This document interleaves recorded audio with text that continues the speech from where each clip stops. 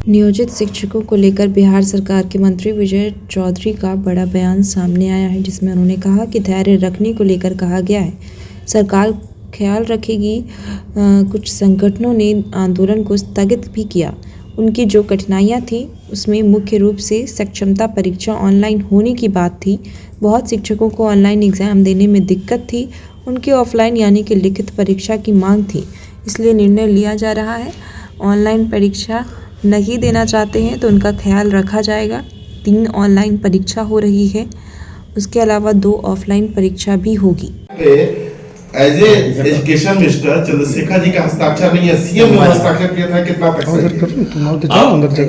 इन सब चीजों के बारे में उस संचिका को मैंने अभी नहीं देखी है, लेकिन ये बात तो सभी जानते हैं ना कि बिहार लोक सेवा आयोग से परीक्षा लेकर शिक्षकों की नियुक्ति की जाए, ये फैसला हम ही जब शिक्षा मंत्री थे तो मुख्यमंत्री जी के परामर्श पर हम लोगों ने किया था, क्योंकि बार बार शिकायत आती थी कि गुणवत्तापूर्ण शिक्षा के लिए सबसे पहली आवश्यकता होती है योग्य शिक्षकों की। तो अच्छे शिक्षक आए, सुयोग्य शिक्षक आए, इसके लिए हुआ था कि मेधावी शिक्षकों की नियुक्ति के लिए बिहार लोक सेवा आयोग से परीक्षाएं आयोजित करा के उनकी नियुक्ति की जाए। ये फैसला तो उसी समय हुआ था।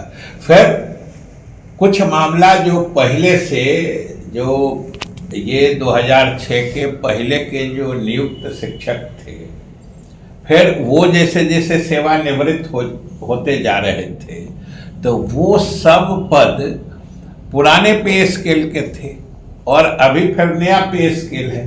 तो उन सब पदों के कन्वर्सन में मैंने बदलने की प्रक्रिया चल रही थी। सारे जिला से रिक्तियों की सूचना ली जा रही थी और बस रिक्ति लेके नियम तैयार था, कमीशन को भेजना था, बिहार लोक सेवा आयोग को भेजा गया था और हम सरकार की तरफ से लोक सेवा आयोग को भी धन्यवाद देते हैं, विभाग की तरफ से, कि उन्होंने परीक्षाएं बहुत ही सही तरीके से आयोजित की और हमारे योग्य शिक्षक चुन के आए हैं और वो पूरे बिहार में ग्रामीण क्षेत्रों तक भी पहुंचे हैं। इससे लोगों में एक सरकारी शिक्षण व्यवस्था के प्रति विश्वास जगा है। इसलिए हम शिक्षकों से भी अपील करते हैं, ये जो एक बिहार में बदलते शिक्षा व्यवस्था का माहौल है, ये जो लोगों को फिर से सरकारी स्कूल में भरोसा बढ़ रहा है, उसको बरकरार रखने की जरूरत है। 12 तारीख को या 13 तारीख को विधानसभा परिसर में हमने सभी शिक्षकों से, खासतौर से नियोजित शिक्षकों से, जिनकी सेवा का सरकारीकरण की प्रक्रिया चल रही है, उनसे हमने अनुरोध किया था कि धैर्य रखें। ठीक है। और सरकार उनके हितों को और उनके कठिनाइयों का ख्याल रखेगी। और मुझे खुशी है कि कुछ संगठनों ने अपने इस आंदोलन को स्थगित करने का भी फैसला किया है और यह भी बताते हुए मुझे प्रसन्नता है कि जो उनकी कठिनाइयाँ थी या जो शिक्षक प्रतिनिधिगण हम लोगों से मिलके शिक्षकों की कठिनाइयों की बात बताई थी, उसमें से मुख्य रूप से जो बात उभर कर आई थी वो सक्षमता परीक्षा ऑनलाइन लिए जाने के संबंध में, क्योंकि शिक्षक प्रतिनिधियों ने और कुछ शिक्षकों ने व्यक्तिगत रूप से भी मिलके हमें बताया था कि चूंकि बहुत सारे शिक्षक बहुत पहले के नियुक्त हैं, 2006 से नियुक्त हैं, तो उसमें से बहुत सारे शिक्षक ऐसे हैं जिनको ऑनलाइन टेस्ट देने में या जिसको कहिए कंप्यूटर बेस्ड एग्ज़ाम देने में उनको दिक्कत थी। और उनकी मांग थी कि ये परीक्षा अगर होनी है तो ऑफलाइन लिया जाए, यानी लिखित परीक्षा ली जाए।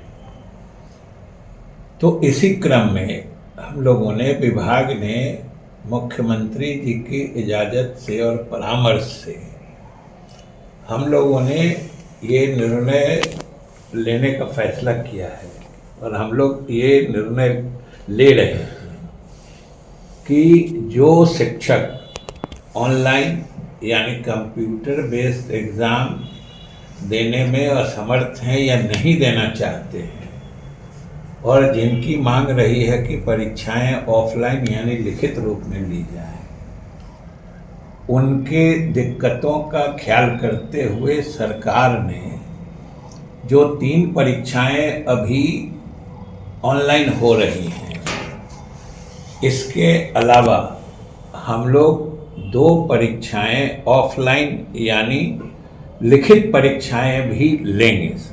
वो भी सक्षमता परीक्षाओं का ही अंश होगा, भाग होगा। और इस तरीके से कुल लगभग 5 परीक्षाएं उनके लिए उपलब्ध होंगी। 3 ऑनलाइन होंगी, 2 ऑफलाइन होंगी।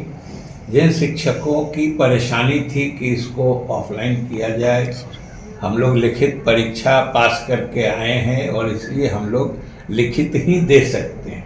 रुचि लें, विद्यालयों में शिक्षण का माहौल बेहतर बनाए रखें।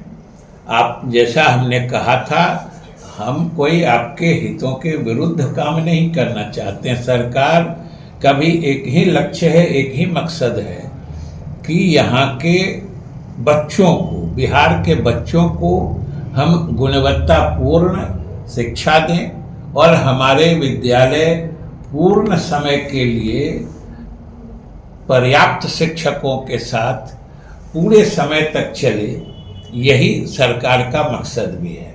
और शिक्षकों ने उस माहौल को बनाने में अपना सहयोग दिया है। हम उनसे यही कहेंगे कि वो इस माहौल, इस वातावरण को बनाए रखें।